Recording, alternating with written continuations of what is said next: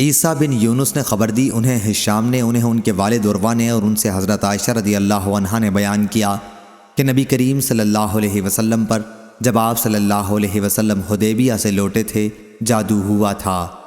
اور لیث بن سعد نے بیان کیا کہ مجھے ہشام نے لکھا تھا، انہوں نے اپنے والد سے سنا تھا اور یاد رکھا تھا، اور ان سے حضرت عائشہ رضی اللہ عنہا نے بیان کیا تھا کہ نبی کریم صلی اللہ علیہ وسلم پر جادو کیا گیا تھا۔ آپ کے ذہن میں یہ بات ہوتی تھی کہ فلاں کام میں کر رہا ہوں، حالانکہ آپ اسے نہ کر رہے ہوتے۔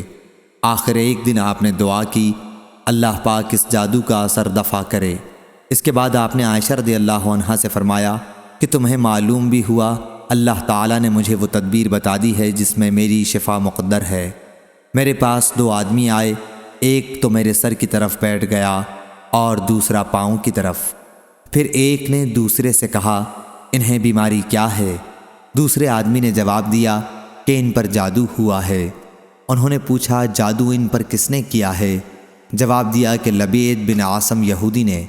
پوچھا کہ وہ جادو ٹونا رکھا کس چیز میں ہے؟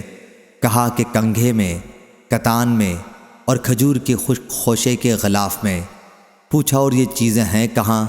کہا کہ بئر زروان میں۔ پھر نبی کریم صلی اللہ علیہ وسلم وہاں تشریف لے گئے اور واپس آئے تو حضرت عائشہ رضی اللہ عنہا سے فرمایا وہاں کے کھجور کے درخت ایسے ہیں جیسے شیطان کی کھوپڑی۔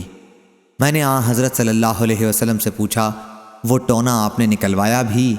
آپ نے فرمایا کہ نہیں، مجھے تو اللہ نے خود شفا دی اور میں نے اسے اس خیال سے نہیں نکلوایا کہ کہیں اس کی وجہ سے لوگوں میں کوئی جھگڑا کھڑا کر دوں۔ اس کے بعد وہ کنواں پاڑ دیا گیا۔ صحیح بخاری حدیث نمبر 3268۔